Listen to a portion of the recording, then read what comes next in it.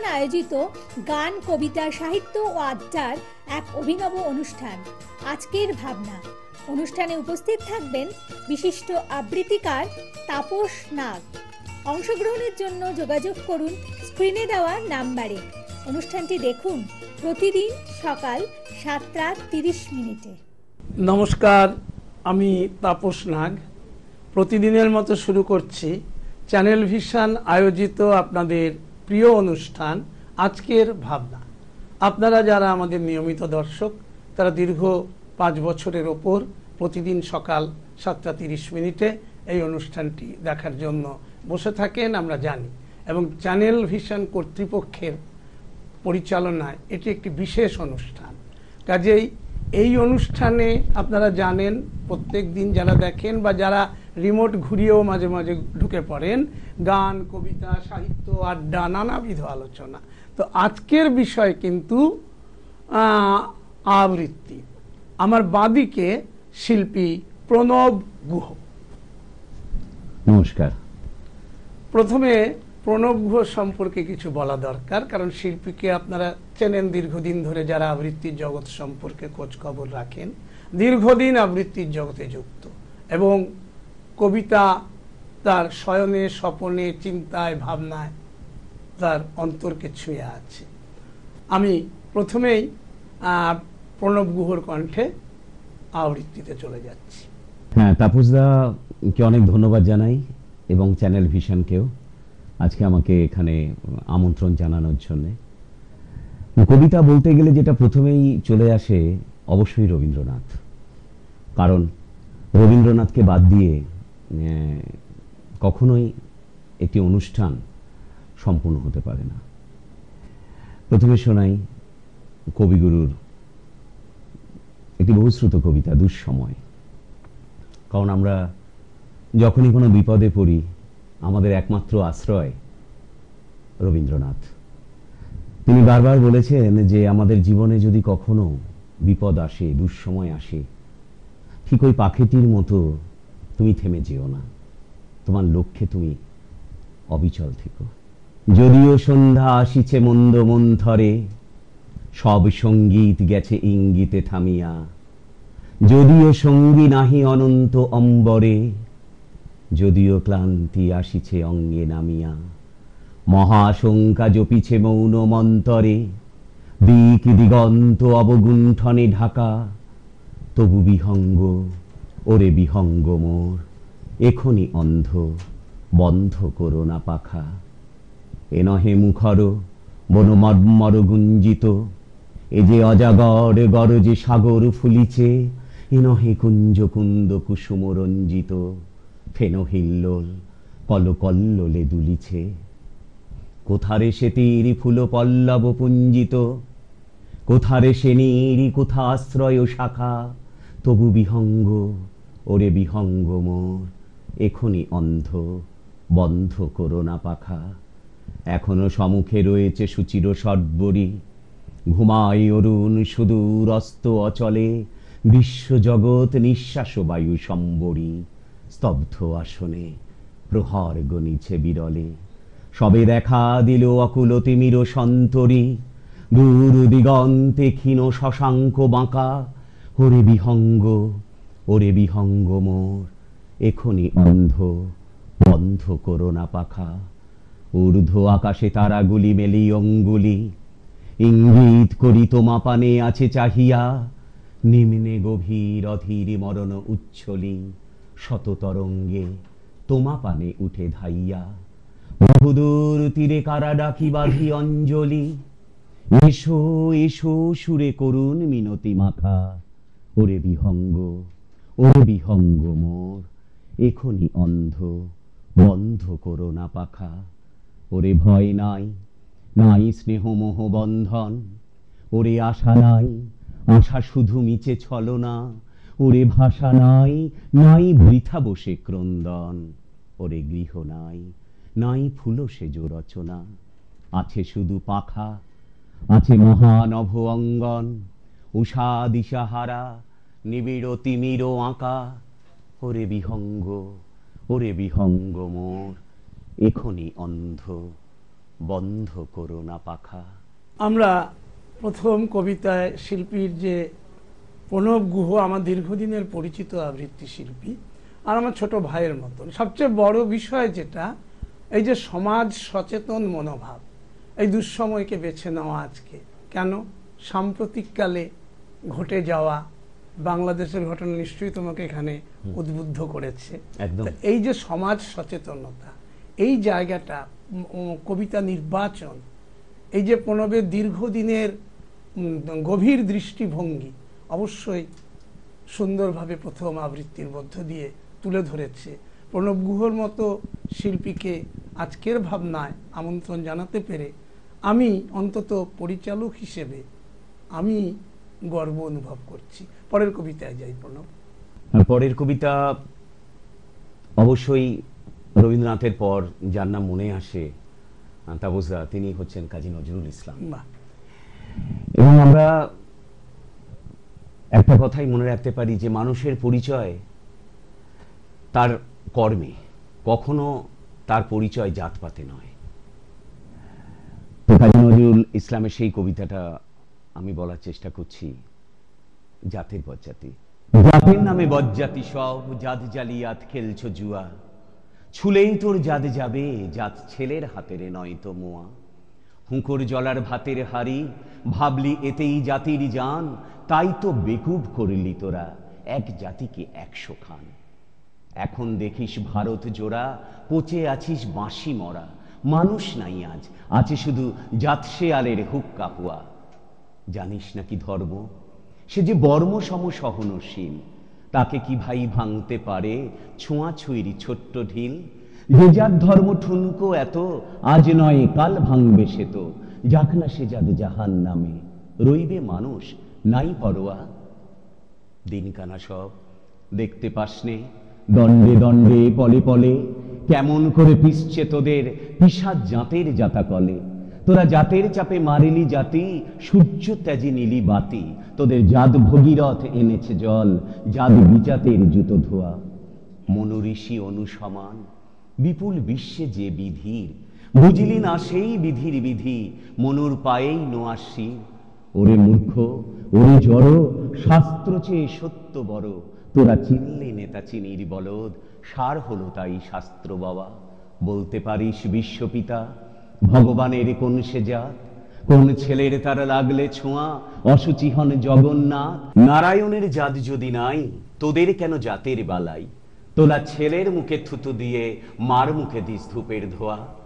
বলতে পারিস বিশ্বপিতা ভগবানের কোন সে জাত, কোন ছেলের তারা লাগলে ছোঁয়া, অসুচি হন জগন্নাথ। নারায়ণের জাত যদি নাই, তোদের কেন জাতের বালাই, তোরা ছেলের মুখে থুতু দিয়ে মার মুখে দিস ধূপের ধোয়া। জাতের নামে বজ্জাতি সব, জাত জালিয়াত খেলছো জুয়া। ভগবানের ফৌজদারি কোর্ট, নাই সেখানে জাত বিচার, তোর পইতে টিকি টুপি টোপর, সব সেটা ভাইয়ে কাক্কার। জাত সে শিখে তোলা রবে, কর্ম নিয়ে বিচার হবে, তারপর বাবন চারাল এক গোয়ালে, নরক কিংবা স্বর্গে থোয়া। এই জাত জুয়ারির ভাগ্যে আছে অনেক অশেষ দুঃখ সবা, জাতের নামে বজ্জাতি সব, জাত জালিয়াত খেলছো জুয়া। ছুলেই তোর জাত যাবে, জাত ছেলের হাতের নয় তো মোয়া। অপূর্ব নির্বাচন, সমাজ সচেতন আমি প্রথমেই বলেছি। আর সবচেয়ে বড় কথা, সম্প্রতি আমরা যেটা দেখছি, বা সম্প্রতি কেন বহুদিন ধরেই দেখছি, মৌলবাদী শক্তির একটা উত্থান। এবং একদিকে মৌলবাদী শক্তি, একদিকে শুভবুদ্ধি সম্পন্ন মানুষ, দুয়ের দ্বন্দ্ব চলছে। সম্প্রতি বাংলাদেশে যার বহিঃপ্রকাশ, আজকে সকালে বা গতকাল আমাকে একজন বলছিলেন প্রণব, যে এই যে ঘটনাটা আপনারা শিল্পীরা এইগুলো এরকম করে বলেন, কিন্তু জানেন এই যে হিন্দুদের কেন ওখান থেকে এরকম ভাবে তাড়িয়ে দেওয়া হচ্ছে। আমি বলছি ভুল, এটা হচ্ছে কিছু অশুভ শক্তি সম্পন্ন মানুষ, এটা চিরকালই থাকে, ওরা সুযোগের সদ্ব্যবহার করে। আমরা শিল্পী সাহিত্যিকরা ভুল বলি না, কারণ এই জায়গাটা পরিষ্কার কথা, তারা সব সময়ই সাম্প্রদায়িকতার বিরোধী। কিন্তু আমার যেটা মনে হয় তাপসদা, যে কোনো ঘটনার পেছনেই একটা স্বার্থ লুকিয়ে থাকে। হ্যাঁ, কারণ আমার যেটা মনে হয় যে প্রত্যেকেই যে নিজের স্বার্থর কথা ভেবেই, কারণ একটা জিনিস আমার মনে হয় যে একটা স্বাধীন দেশে আবার কেন পরাধীন কথা বলছে, যে আবার স্বাধীন হলো? দেশটা তো স্বাধীনই ছিল, দেশটা স্বাধীনই ছিল। সুতরাং আমার যেটা মনে হয় যে সবকিছু ব্যক্তিগত স্বার্থের জন্যই মানুষ তার নিজের মতো করে সব কথা বলে থাকে। কিন্তু আমার যে মূল প্রশ্নটা, যেটা আমি তোমাকে, তোমার এই প্রশ্নটারও তুমি উত্তরটা যেটা বলছো যথাযথ, কিন্তু এটাও তো ঠিক, মৌলবাদী এর কোনো জাত হয় না, আর শুভবুদ্ধি সম্পন্ন মানুষ শুভবুদ্ধি সম্পন্ন মানুষ, এই কথাটা, এই জায়গাটা যত দূর হয়। আর এই ধরনের কবিতা আসলে আমি এটা বলতে পারি যে যে কোনো জায়গা লড়াই করে নিতে হয়, প্রতিবাদ করতে হয়, কেউ কারোর জন্য জমি ছেড়ে দেয় না, এরকম একটি কবিতা আপনার কথাতে আমার মনে পড়ছে, সমীর রায়ের লেখা হাশেম চাচা, যে হাশেম চাচা কথা মনে পড়ছে। আমি শুনেছি কবিতাটা, শুনেছি, বহুশ্রুত কবিতা বা বহুদিনের কবিতা। হাশেম চাচা, হাশেম চাচা তোমার মন ভাঙলো পৌষ মাসে জোরদার নিল ধান, হাশেম চাচা তোমার ঘর ভাঙলো আষাঢ় মাসে ঘরে ঢুকলো বান, তবু তুমি মরো নাই, চাচিও আছে বেঁচে, জমি গেল ঘর গেল হাত দুইটা তো আছে। হাশেম চাচা তুমি একটা চাকরি চেয়েছিলে, বলেছিলে কর্তা এখন কাজ দিতে পারো, আমি পারি নাই। হাশেম চাচা সরকারের গোয়াইল ঘরে আমার কোনো মামা নাই, রোদ ঝড় ঘাম বৃষ্টি গেছে, পিঠ হইছে কালা আর জোরদার হইছে মা কালী তার গলায় মুন্ডমালা। হাশেম চাচা আমি বুঝি তোমার জ্বালা, তুমি বলেছিলে কর্তা বাঁচার কথা কও, আমি কইতে পারি নাই, আমার মাথায় শুধু যন্ত্রণাই, লাল টুকটুক স্বপ্ন ছিল কাজে লাগে নাই। হাশেম চাচা অহন কি করছো, কোন দুয়ারে দন্না, চাষিরে কি তারাই দিছ, নাকি হইছে গঞ্জের হাটে পন্না? হাশেম চাচা জমি কারো বাপের না, জমি হইল দাপে, তবু গ্রামে গঞ্জে ঘুঘুর বাসায় ফোঁসানি সাপের, দেশ যদি হয় কিয়াবন সাপ হইল তার রাজা, বিষের জ্বালায় জইলা মরি শরীর বাজা বাজা। একই হইল হাশেম চাচা, হাশেম চাচা কাইন্দা কাইটা জইলা পুইরা তুমি কোথায় চইলা গেলে, আর আমি হইলাম বন্দিরে বাই কলকাতার এই জেলে। গঞ্জের হাটে ফ্যানের জন্যে হাশেম চাচা চেঁচায়, আর আমি হইলাম বন্দিরে বাই কলকাতার এই খাঁচায়। হাশেম চাচা বাইসা থাইক্য গঞ্জের হাটে মাতলা নদীর দ্বারে, সূর্যিটারে বাইন্ধা আনুম কেয়া বনের ধারে। হাশেম চাচা বাইসা থাইক্য গঞ্জের হাটে মংলা নদীর ধারে, সূর্যিটারে বাইন্ধা আনুম কেউটা সাপের ঘাড়ে। জল ফোটে না বরফ ঢাললে, জল ফোটে না বরফ ঢাললে ফুইটা ওঠে তাপে। হাশেম চাচা জমি কারো বাপের না, জমি আসে দাপে, জমি কারো বাপের না, জমি আসে দাপে। আর এই প্রণব গুহর এটাই হচ্ছে সবচেয়ে, দেখুন প্রতিটি কবিতার মধ্যে আমরা যেটা বলি, সবার আগে যেটা বলতে চাই যে সমাজ সচেতন বিষয়টা, শুধু বিনোদনের জন্য, নিছক বিনোদনের জন্য কিন্তু প্রণব গুহ বোধহয় আবৃত্তি করে না, একদমই না। আরেকটা বিষয় প্রণবের একটা, আমি ওকে জানি অল্প বয়স থেকেই, ও বিভিন্ন জায়গায় রাজ্যে বিভিন্ন সময় আবৃত্তি করার জন্য ছুটে বেড়ায়। ও কবিতা বলার জন্য ওর একটা আন্তরিক আগ্রহ এবং অন্তর থেকে বিষয়গুলো আসে। আপনারা দেখলেন যে কি সুন্দর যে একটা উপস্থাপনা কবিতার, এবং এই যে বিষয় নির্বাচন প্রতিটি, আর তারপরে এইখানটায় তো সত্যি কথাই জমি কারোর বাপের নয়, জমি হলো কেউ ছেড়ে দেয় না, কেউ ছেড়ে দেয়, এক ইঞ্চিও ছেড়ে দেয় না। সুতরাং আমার অধিকার, আমাকে লড়াই করে সচেতন ভাবে আমাকে সেটা রাখতে হবে, রক্ষা করতে হবে। অথচ যে কৃষক আমাদের ফসল ফলায়, যারা আমাদের মুখে অন্ন তুলে দেয়, তারাই আমাদের সমাজে সঠিক মর্যাদা পান না। এটা তো অস্বীকার করতে পারবি কি? লড়ে নিতে হবে, করে নিতে হবে, কেউ দেয় না, দেবে না। সে সমাজ তো সেই সলিল চৌধুরী কবে বলে গেছিলেন, সেদিন আর কত দূরে, এদেশ ধনধান্যে শিক্ষায় জ্ঞানে মান্যে রবে, সেদিন আর কত দূরে। আজ থেকে 40 বছর আগে বলেছেন, আমি আজকেও বলছি, কবে হবে সেদিন? তা সুতরাং সেদিন কবে হবে জেনে আমাকে তো কাঁদলে হবে না, আমাকে লড়াই করে জায়গাটা আমাকে নিজে বুঝে নিতে হবে। যাই হোক, এই লড়াইটা ক্রমাগত চলতে থাকে। নিশ্চয়ই আমরা যারা গান গাই, আমরা যারা কবিতা বলি, নাটক করি, আমাদের তো একটা মেসেজ থাকবেই, শুধু বিনোদন নয়, আমাদের সমাজের প্রতি আমাদের একটা দায়িত্ব, দায়বদ্ধতা তো রয়েছেই।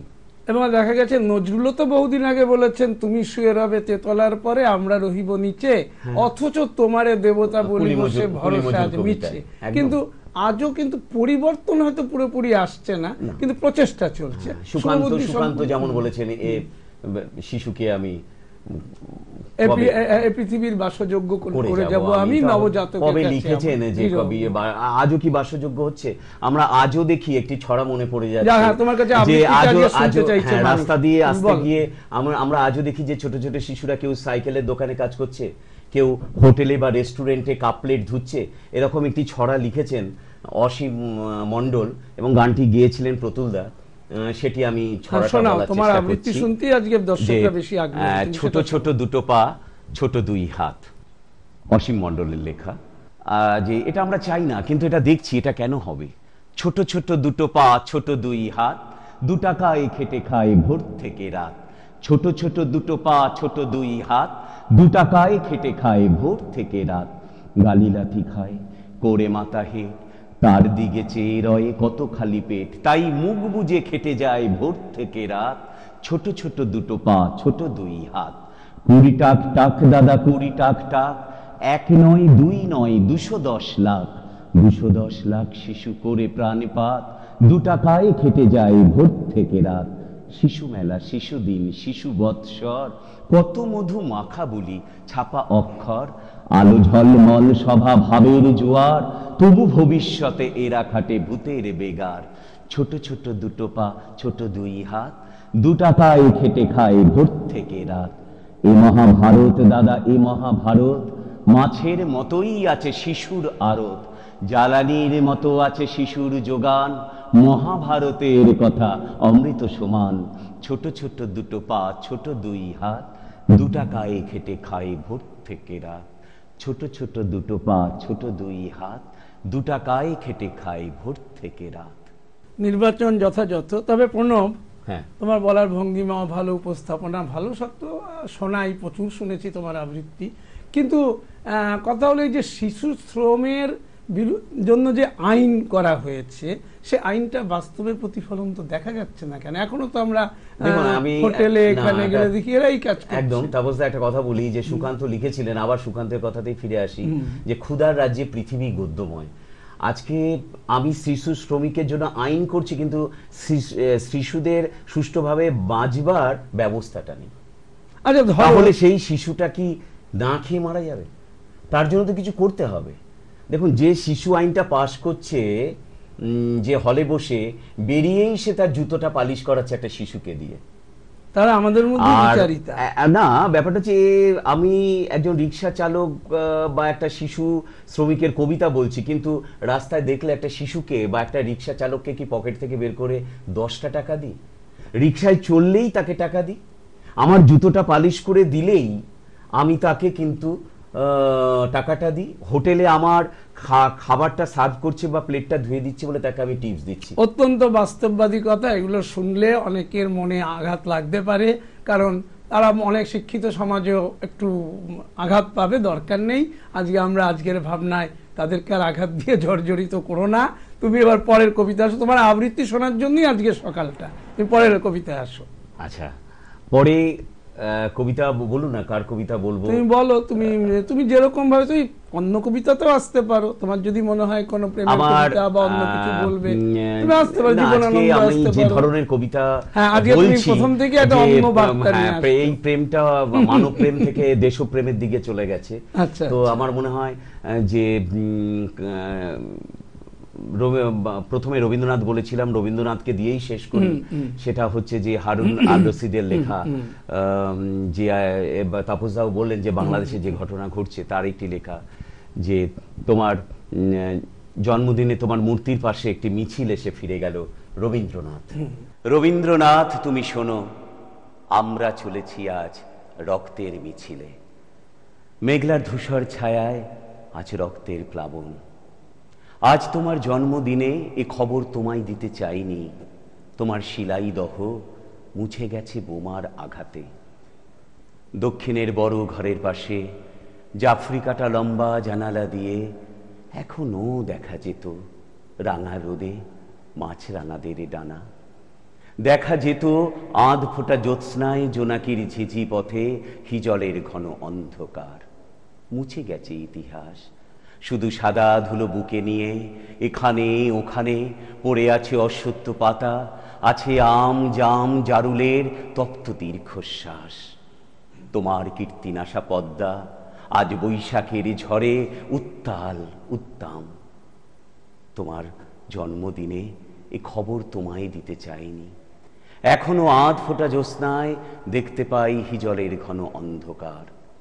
রবীন্দ্রনাথ, তুমি শোনো, আমরা চলেছি আজ রক্তের মিছিলে, আমরা চলেছি আজ রক্তের মিছিলে, আমরা চলেছি আজ রক্তের মিছিলে।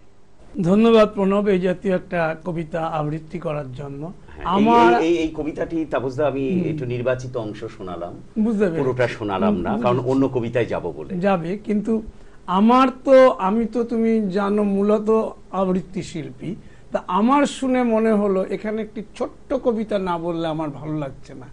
আমি একটুখানি বলি এটার সাথে, মানে জন্মদিনের কথা যখন তুমি তুলেছ, নিশ্চয়ই শুনি। কবি ভাস্কর দাস শর্মা, তার লেখা ছোট্ট একটি কবিতা, অথচ দেখো কত তার ব্যাপ্তি। সৃষ্টির বিনাশ চায় দানবেরা সংঘবদ্ধ আজ, যুদ্ধের ভ্রুকুটি হানে সাজের অনসাজ, ঘরে ঘরে চাই আজ কোটি কণ্ঠে হাত, যুদ্ধ নয় শান্তি চাই ডাক দেয় 25শে বৈশাখ। তো এই যে কথাটা ছোট্টর ওপর দিয়ে, এই যে আজ দানবেরা সংঘবদ্ধ, রবীন্দ্রনাথ তো দানব আর মানবের মধ্যে তফাৎ তো বারে বারে করেছেন। এই বিষয়টার জন্য আমি একটু না বলে পারলাম না কটা পংক্তি, যদিও আজকে আমার আবৃত্তি করার কথা না, আমি আবৃত্তি এসে রক্তে করিনি।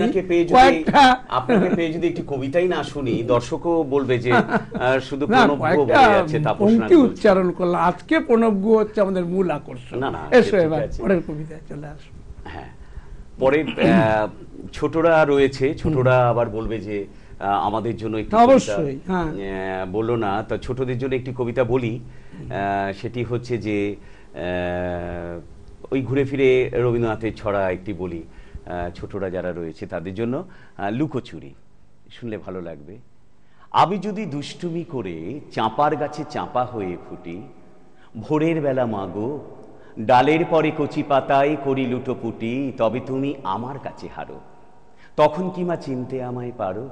তুমি ডাকো, খোকা কোথায় ওরে, আমি শুধু হাসি চুপটি করে। যখন তুমি থাকবে যে কাজ নিয়ে, সবই আমি দেখব নয়ন মেলে। স্নানটি করে চাপার তলা দিয়ে আসবে তুমি পিঠেতে চুল ফেলে। এখান দিয়ে পুজোর ঘরে যাবে, দূরের থেকে ফুলের গন্ধ পাবে। তখন তুমি বুঝতে পারবে না সে, তোমার চোখে খোকার ছায়া ভাসে। দুপুরবেলা মহাভারত হাতে বসবে তুমি সবার খাওয়া হলে, গাছের ছায়া ঘরের জানালাতে পড়বে সে তোমার পিঠে কোলে। আমি আমার ছোট্ট ছায়াখানি দোলাবো তোর বইয়ের পরে আনি, তখন তুমি বুঝতে পারবে না সে, তোমার চোখে খোকার ছায়া ভাসে। সন্ধেবেলায় প্রদীপখানি জেলে যখন তুমি যাবে গোয়াল ঘরে, তখন আমি ফুলের খেলা খেলে টুপ করে মা পড়ব ভুঁয়ে ছড়ে। আবার আমি তোমার খোকা হব, গল্প বলো তোমায় গিয়ে কব। তুমি বলবে দুষ্টু ছিলি কোথা, আমি বলবো না সে কথা। তুমি তো মানে অনেককেই আবৃত্তি শেখাও, অনেকদিন ধরে তুমি আবৃত্তির ক্লাস করাও, আমরা সেগুলো জানি। তো ছোটদেরকে যখন কবিতা আবৃত্তি শেখাও তখন কি এই জাতীয় কবিতাগুলোই বেশি করাও নাকি? হ্যাঁ, ছোটদের যেটা আমি করাই যে যার যতটা বয়স আর কি, বয়স অনুযায়ী, এবং প্রত্যেকে তো বোধটা আলাদা। যেমন আমি ছোটদের যদি এখন শেখাই জাতের বজ্জাতি বা ভারত এখন জয়দেব বসুর বা ক্যামেলিয়া, তো সে তো নিতে পারবে না। কিন্তু অন্নদা শঙ্কর রায়ের তেলের শিশি ভাঙলো বলে একদম সেটাকে আমি শোনাবো। বাহ, হ্যাঁ শোনাও না, হ্যাঁ শোনাও, সময় কিছুটা আছে, তুমি শোনাও। আচ্ছা, তাপসদার অনুরোধে ঠিক আছে, যখন বলবো অন্নদা শঙ্কর রায়ের, এটা গানও আছে যে তেলের শিশি ভাঙলো বলে খুকুর পরে রাগ করো, তোমরা যে সব বুড়ো খোকা ভারত ভেঙে ভাগ করো। তার বেলা ভাঙছো প্রদেশ, ভাঙছো জেলা, জমি জমা ঘর বাড়ি, পাটের আড়ত ধানের গোলা, কারখানার রেলগাড়ি। তার বেলা চায়ের বাগান, কয়লা খনি, কলেজ থানা আপিস ঘর, চেয়ার টেবিল দেওয়াল ঘড়ি, পিয়ন পুলিশ প্রফেসর। তার বেলা তেলের শিশি ভাঙলো বলে খুকুর পরে রাগ করো, তোমরা যেসব ধেরে খোকা বাংলা ভেঙে ভাগ করো। তার বেলা বাংলা কি সত্যি সত্যি ভাগ হবে নাকি? না, সেটা তো অনেকে চাইছে, কিন্তু সেটা তো ঠিক নয়। আমরা দেখুন, কোনো জিনিস ভাঙানো, একটা পরিবারও কি ভাঙা ভালো? আমরা 3 ভাই ছিলাম, 3 ভাই ভেঙে যদি এখন 3টে বাড়ি হয়ে যায়, সেই প্রাণটা কোথায় পাবো? আমরা তো, ইংরেজরাও বাংলাকে ভাঙতে চেয়েছিল, ভাঙতে দেওয়া হয়নি 1905 সালে, তো লটকার্জন। কিন্তু এখনো যদি কোনো অশুভ শক্তি বাংলাকে ভাঙতে চায়, আমরা প্রতিরোধ করব। কেন আমরা বাংলাকে ভাঙতে দেব? এই যে তোমার প্রতিবাদী মনোভাব, প্রতিরোধ চিন্তা ভাবনা, এটা সাংস্কৃতিক জীবনে তুমি যখন আবৃত্তি করো জায়গায় জায়গায়, এটা যেমন একদিকে ভালো, আবার অনেক সময় শিল্পী মহলে সবসময় কি তোমার সাথে এই নিয়ে কোনো মতদ্বৈধতা হয় না? তো না, তা ব্যাপারটা হচ্ছে যে এটা ঠিক যে দেখুন, প্রত্যেকটা মানুষের তার গণতান্ত্রিক অধিকার রয়েছে, তার নিজের মত প্রকাশের জায়গা রয়েছে। আমি এটা মনে করি যে প্রত্যেকটা মানুষের মতকেই শ্রদ্ধা জানানো উচিত, না হলে তো আপনি সকলে ফ্যাসিস্ট হয়ে যাব। আমরা ডেমোক্রেসির কথা বলছি, কিন্তু আবার আমার মতটা যদি সবাই মেনে নেয় তবেই সে আমার বন্ধু, তবে সে বন্ধু নয়। তাহলে তো আমরা অল আর ফ্যাসিস্ট, যে হিটলার আজও বেঁচে আছে আমাদের মনে। তো এটা ঠিক যে প্রত্যেকটা মানুষকে তার গুরুত্ব দিতে হবে, প্রত্যেকটা মানুষকে ভালোবাসতে হবে। সেটা আমরা কবিতায় বলি, কবিরা তাদের কলমে বলে, এবং আমরা সেটা প্রকাশ করি আমাদের কণ্ঠের মাধ্যমে, আমাদের আবৃত্তির মাধ্যমে। এটাই তো হওয়া উচিত। অর্থাৎ যতই প্রতিবাদী হও, তবুও তুমি মানুষকে সম্মান দেওয়ায় বিশ্বাসী। না, আমি প্রতিবাদী মানে যে আমি কাউকে অশ্রদ্ধা করছি তা তো না, সেটাই বলছি। মানে তুমি প্রতিবাদ, ধরো যে সমস্ত, এটা আমি অন্যভাবে কথাটা বললাম, ধরো যে সমস্ত বিষয়ে তুমি প্রতিবাদ করছো, সেরকম মানুষও যদি তোমার সামনে থাকে কখনো, যে না এই মানুষটার এই কাজটার বিরুদ্ধে আমার একটা প্রতিবাদ। না, দেখুন, বাঘা যতীনকেও কিন্তু ব্রিটিশরা যখন মারা যান, তখন কিন্তু সেই বুড়িবালামের তীরে যুদ্ধ হয়েছিল, সেই তাদের হ্যাটটা মানে টুপিটা খুলে শ্রদ্ধা জানিয়েছিল। কারণ প্রত্যেকেই জানে আমি কি কাজ করছি, সে যে বলছে সেও ঠিক বলছে, প্রকাশ্যে না বলছে, ভেতরে জানছে যে প্রণবও কিন্তু সঠিক কথাগুলো বলে। আমরা তো কবিতার মাধ্যমে আজকে তোমাকে পেয়ে আমি সত্যি, আমরা খুব গর্বিত। চ্যানেল ভিশনের পক্ষ থেকে তোমাকে আন্তরিক অভিনন্দন। আমারও ভালো লাগলো। তার সঙ্গে আমরা চাইবো তুমি আবারও একদিন আমাদের এই চ্যানেল ভিশন আয়োজিত এই বিশেষ অনুষ্ঠান, এবং যা দীর্ঘ 5 বছর ধরে মানুষের কাছে গ্রহণযোগ্য হয়ে আসছে, এর অন্যরকম নানাবিধ বিষয়, শিক্ষা সংস্কৃতির একটা মিশেল, তো সেই জায়গাটায় তোমাকে, তোমার মতো আবৃত্তিকারকে আবার আমরা পাবো এই আশা রাখি। আর সেই সঙ্গে আমি এবার বলি, আবৃত্তিকার প্রণব গুহকে সঙ্গে নিয়ে আমি তাপস নাগ আজকের মতো আপনাদের কাছ থেকে বিদায় নিচ্ছি। যাবার আগে সেই কথা প্রতিদিন যা বলে যাই, আগামীকাল ঠিক সকাল 7:30 আবার দেখতে ভুলবেন না চ্যানেল ভিশন আয়োজিত আপনাদের এই জনপ্রিয় অনুষ্ঠান আজকের ভাবনা। নমস্কার। নমস্কার। চ্যানেল ভিশন আয়োজিত গান, কবিতা, সাহিত্য ও আড্ডার এক অভিনব অনুষ্ঠান আজকের ভাবনা। অনুষ্ঠানে উপস্থিত থাকবেন বিশিষ্ট আবৃত্তিকার তাপস নাগ। অংশগ্রহণের জন্য যোগাযোগ করুন স্ক্রিনে দেওয়া নাম্বারে। অনুষ্ঠানটি দেখুন প্রতিদিন সকাল 7:30। চ্যানেল ভিশন আয়োজিত গান, কবিতা, সাহিত্য ও আড্ডার এক অভিনব অনুষ্ঠান আজকের ভাবনা। অনুষ্ঠানে উপস্থিত থাকবেন বিশিষ্ট আবৃত্তিকার তাপস নাগ। অংশগ্রহণের জন্য যোগাযোগ করুন স্ক্রিনে দেওয়া নাম্বারে। অনুষ্ঠানটি দেখুন প্রতিদিন সকাল 7:30।